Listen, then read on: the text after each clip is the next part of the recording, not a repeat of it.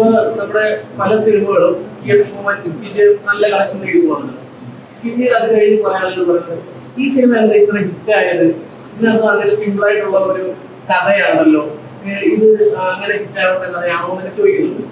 അപ്പോ അതിന് ഉത്തരവായിട്ട് മനസ്സിലാക്കാൻ കഴിയുന്നത് കഥയ്ക്കപ്പുറത്ത് ആളുകളെ എന്റർടൈൻമെന്റ് ചെയ്യിക്കുന്ന കണ്ടന്റ് ഉണ്ടെന്നുണ്ടെങ്കിൽ ഇപ്പോൾ സിനിമകൾക്ക് ഈ അടുത്ത കാലത്ത് ഈ സിനിമ വിജയിക്കുന്നതല്ല, കഥയ്ക്കപ്പുറത്ത് ഒരു കണ്ടന്റ് ഉണ്ടെന്ന് അല്ല എന്റർടൈൻമെന്റ് ആളുകളെ രസിപ്പിക്കുന്നുണ്ടെങ്കിൽ വിജയിച്ചു പോകുന്ന ഒരു ഫോർമുലയാണ് ഇന്നിപ്പോ വന്നുള്ളത്. അതായത് ട്രെൻഡിനനുസരിച്ച് ഇപ്പൊ ഭൂരിഭാഗം ആളുകൾ നല്ലതാണെന്ന് പറയുന്ന ഒരു സിനിമ ഞാൻ മോശമാണെന്ന് പറഞ്ഞാൽ കുഴപ്പമാകുമോ എന്ന രീതിയിൽ എല്ലാവരും ആരും മോശമാണെന്ന് പറയുന്നില്ല, ആ സിനിമയിൽ എന്താ സിനിമ കണ്ടോ നല്ല രീതിയിൽ പോകുന്നില്ല, തിരക്കേടില്ല എന്നുള്ള ഒരു അഭിപ്രായത്തിന്റെ പുറത്ത് അങ്ങനെ ഒരു ട്രെൻഡ് ഉണ്ടെന്ന് തോന്നുന്നുണ്ടോ?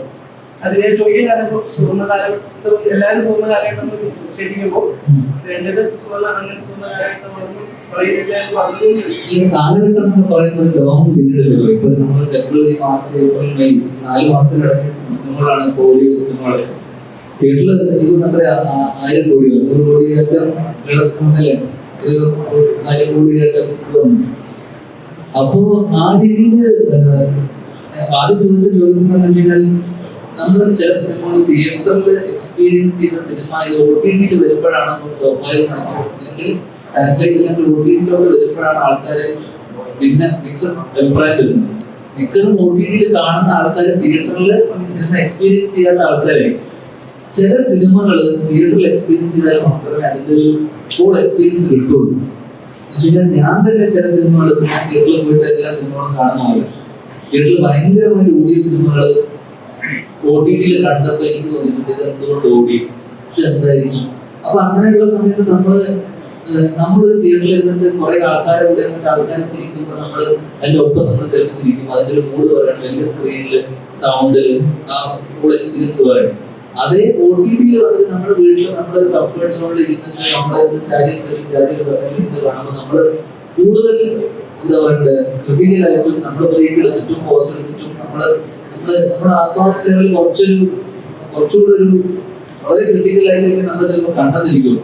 പിന്നെ സൗണ്ട് എന്ന് പറയുന്നത് ഭയങ്കര ഒരു ഫാക്ടറാണ്. വീട്ടിൽ നമ്മൾ ടിവിയിലൊക്കെ കാണാൻ കിട്ടുന്ന എക്സ്പീരിയൻസ് അല്ല ഒരു ത്രില്ലർ സിനിമയോ അല്ലെങ്കിൽ അങ്ങനെ ഒരു സ്വഭാവമുള്ള സിനിമകളൊക്കെ നമ്മൾ തിയേറ്ററിൽ പോയി എക്സ്പീരിയൻസ് ചെയ്യാണ്ട് നേരെ വീട്ടിൽ വന്നിട്ട് കാണുന്ന സമയം ചിലപ്പോൾ അത് ആ ഒരു സെയിം ഒരു എഫക്റ്റ് ഇമ്പാക്ട് ചിലപ്പോൾ നമുക്ക് വീട്ടിൽ നിന്ന് കാണുന്നില്ല.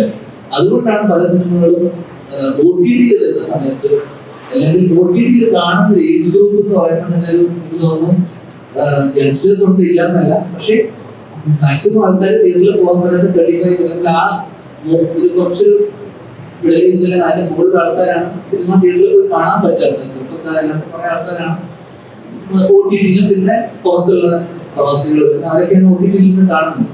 അപ്പൊ അവർക്ക് ആ ഒരു തിയേറ്ററിൽ എക്സ്പീരിയൻസ് ചെയ്യാൻ പറ്റുന്ന സിനിമ ടിവിയിൽ നിന്ന് കാണുന്ന സമയത്ത് ഇത് എന്തുകൊണ്ട് ഓടിയെന്നൊക്കെ ഒരു സംശയം വരും.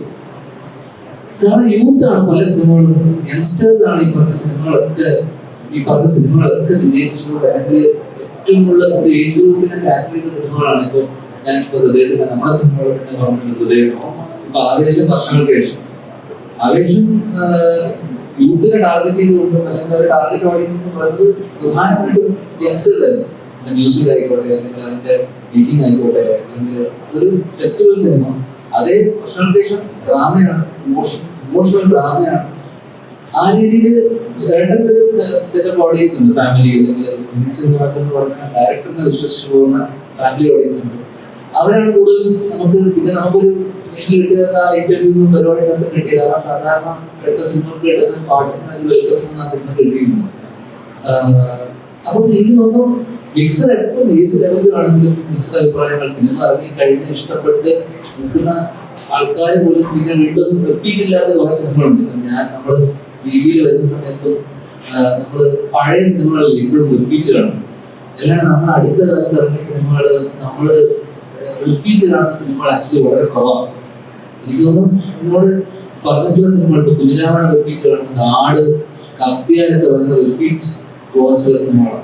പക്ഷെ അടുത്ത കാലത്ത് ഇറങ്ങിയ ഓടിയ സിനിമകളുടെ കൂടെ നമ്മൾ റിപ്പീറ്റ് കാണണം അല്ലെങ്കിൽ സെക്കൻഡ് ടൈം വാച്ച് എന്ന് പറയുന്ന സാധനത്തിലൂടെ വരുന്ന പോലും മിക്ക OTT കാണുന്ന ആൾക്കാരും ബിഗ് സ്ക്രീൻ OTT വരുമ്പോൾ ഈ മിക്സഡ് റെസ്പോൺസ് ഭയങ്കരമായിട്ട് വരുന്നുണ്ട്. കാരണം ആ തിയേറ്റർ എക്സ്പീരിയൻസ് ചെയ്യാൻ പറ്റാത്തതിന്റെ ആയിരിക്കാം എന്ന് എനിക്ക് തോന്നുന്നു. ത്രില്ലർ സിനിമകളൊക്കെ പ്രത്യേകിച്ച് ത്രില്ലറൊക്കെ സൗണ്ടിലാണ് സിനിമയുടെ ഉണ്ടാക്കിയിരിക്കുന്നത്. എനിക്ക് തോന്നിയിട്ടുണ്ട്, പേഴ്സണലി എനിക്ക് തോന്നിയിട്ടുണ്ട് ഈ സിനിമകളൊക്കെ എന്തുകൊണ്ടായിരിക്കും തിയേറ്ററുകൾ ഓടിയിട്ടുണ്ടാവുക. എനിക്ക് തോന്നിയ സിനിമകളൊക്കെ ഞാൻ പേര് പറഞ്ഞില്ല, പക്ഷെ എന്നാൽ പോലും അതൊക്കെ തിയേറ്ററിൽ സൂപ്പർ ഹിറ്റായ സിനിമകൾ പോലും അടുത്ത നമ്മുടെ സുഹൃത്തുക്കളുടെ സിനിമ പോലും എന്തുകൊണ്ടായിരിക്കും ഓടിയിട്ടുണ്ടാവാൻ ചിന്തിച്ചിട്ടുണ്ട്. പക്ഷെ മേ ബി അന്ന് നമ്മൾ തിയേറ്ററിൽ പോയി എക്സ്പീരിയൻസ് ചെയ്യുമ്പോൾ നമുക്ക് ഇഷ്ടപ്പെട്ടെ. അതുകൊണ്ട് കമ്പയർ ചെയ്യാൻ പറ്റില്ല ഒരു എക്സ്പീരിയൻസ് വീട്ടിൽ നിന്ന് കാണുന്നത്. അപ്പൊ മിക്സഡ് വരുന്നത് പലപ്പോഴും ഇറങ്ങി കഴിഞ്ഞ് ഇത് സാങ്കേതിക ഒട്ടിട്ടിൽ വരുമ്പോഴാണ്.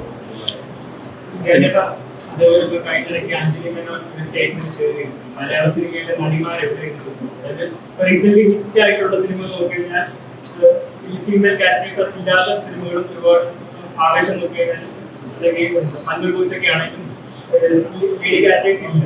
അല്ലെങ്കിൽ അഞ്ജലി മേനോനെ പോലെ എക്സ്പീരിയൻസ് ആയിട്ടുള്ള ഒരു ഡയറക്ടർ അത്തരത്തിൽ ഒരു സ്റ്റേറ്റ്മെന്റ് മുന്നോട്ട് വെക്കുമ്പോൾ അതിനോട് ഇമ്പോർട്ടൻസ് ഉള്ളതായി കാണുന്നു. അല്ല, അങ്ങനെ അത്തരത്തിൽ ഇമ്പോർട്ടൻസ്, കാരണം അതൊരു കഥയ്ക്ക് ആവശ്യമായിട്ടുള്ള ക്യാരക്ടേഴ്സ്. ഇപ്പൊ ഇന്ത്യൻ സിനിമയിൽ എത്ര ലേഡി ക്യാരക്ടേഴ്സ് ഉണ്ട്, നമ്മൾ വർഷം പേഷ്യത്തില് എത്ര പേരുണ്ട്, അല്ലെങ്കിൽ ആവേശത്തിലില്ല മഞ്ഞൾ ക്ലാസ്സിലില്ല എന്ന് പറഞ്ഞുകൊണ്ട് മാത്രം മലയാള സിനിമയില് ഇവരൊക്കെ പ്രതികരിക്കുകയാണ്. അല്ലെങ്കിൽ അങ്ങനെയൊന്നുമില്ല.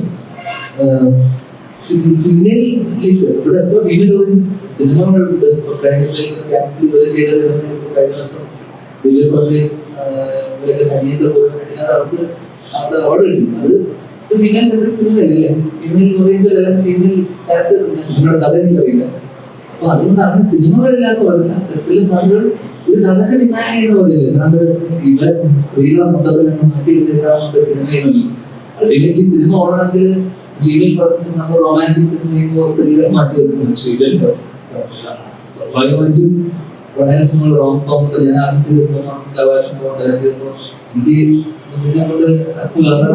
സ്വാഭാവികമായിട്ടും അത്ര സിനിമകൾ വരുമ്പോൾ പിന്നെ ഡിമാൻഡ് ചെയ്യുന്ന കഥകൾ സ്വാഭാവികമായിട്ടും വന്നാലേ പറ്റും. അതുകൊണ്ട് ഇല്ല, ആ രീതിയിലായിരിക്കില്ല അവരുടെ സ്റ്റേറ്റ്മെന്റ് എന്നായിരിക്കും എനിക്ക് തോന്നുന്നത്. ആണോ? ഫീമെയിൽ ഓറിയന്റഡ് ആയിട്ടുള്ള സിനിമകൾ കുറഞ്ഞതാണ്, അല്ലെങ്കിൽ ഫീമെയിൽ സെൻട്രിക് ആയിട്ടുള്ള സിനിമകൾ കമ്പാരിറ്റീവ്ലി കുറഞ്ഞതാണ്. അതുകൊണ്ട് കാണുന്നതായിരിക്കും. എനിക്കങ്ങനെ മലയാള സിനിമയിൽ അങ്ങനെ സ്ത്രീ സാന്നിധ്യം കുറഞ്ഞു പോയെന്നോ അല്ലെങ്കിൽ അവരെവിടെ, കാരണം അവരുടെ എല്ലാവരും മിക്ക ആക്ടേഴ്സും അല്ലെങ്കിൽ മിക്ക ആക്ട്രസന്മാരും ഡേറ്റ് പോയില്ലാത്ത അവസ്ഥയാണ്.